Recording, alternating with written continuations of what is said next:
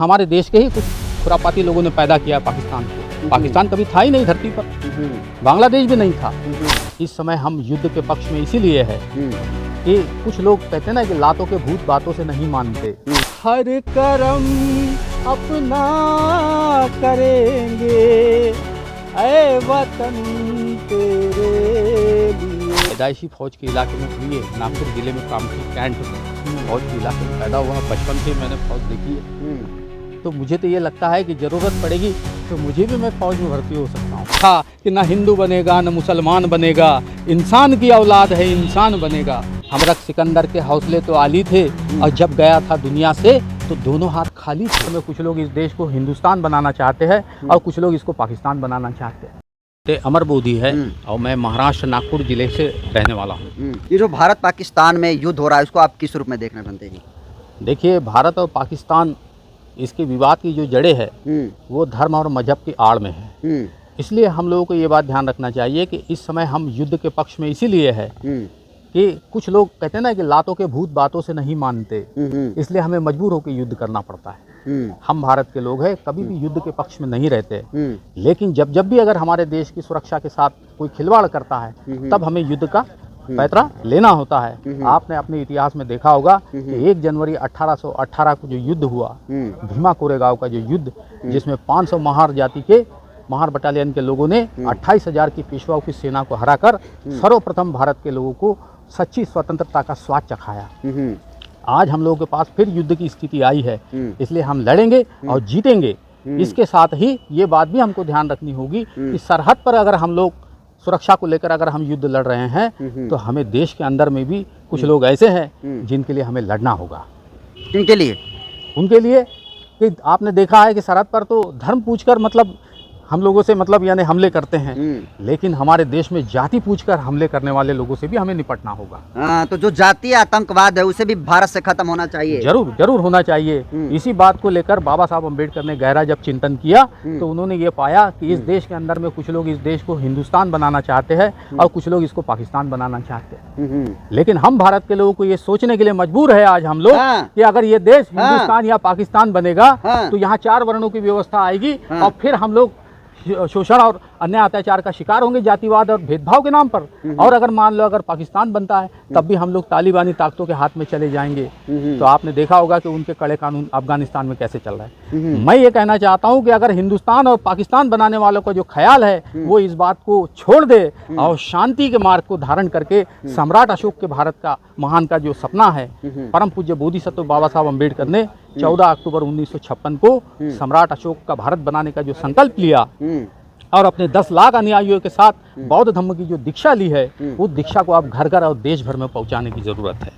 क्यों? क्योंकि इस देश को हिंदुस्तान और पाकिस्तान बनाने वालों के हौसले जो है हमें कमजोर करने होंगे, क्योंकि यही वो लड़ाई की जड़ है जो भारत को भारत नहीं रहने देते। आखिर किस बात के लिए आप लोग इतना महाभारत करते हैं भाई?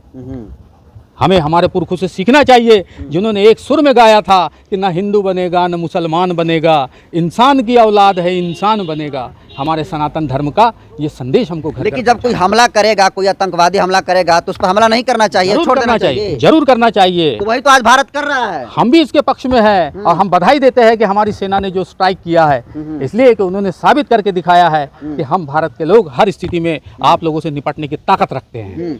पाकिस्तान कह रहा है कि हम जो है एटम, हमारे पास एटम बम है, परमाणु बम है, न्यूक्लियर बम है, भारत को फेंक देंगे तो खत्म हो जाएगा भारत। हम ये कहते हैं कि कहते हैं ना, हमरक सिकंदर के हौसले तो आली थे और जब गया था दुनिया से तो दोनों हाथ खाली थे। क्यों?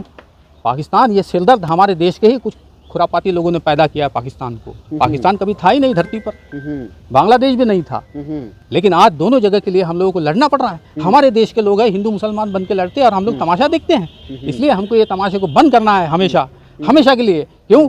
क्योंकि हमारे पुरखों ने गाना गाया है कि ना हिंदू बनेगा न मुसलमान बनेगा, इंसान की औलाद है इंसान बनेगा। हम सबको इंसान बनना है और भारत की आन बान और शान की रक्षा करना है, यही मेरा संदेश है। बागेश्वर वाले एक धीरेन्द्र शास्त्री है जो कि लोगों का पर्चा देखकर उनका भविष्य बतलाते थे। अब भारत पाकिस्तान के बीच जिस तरीके से युद्ध हो रहा है उनका पता नहीं चल रहा है। भविष्यवाणी करनी चाहिए ना कि भारत में जो है कहाँ कहाँ एटम बम फेंकने वाले हैं पाकिस्तान वाले।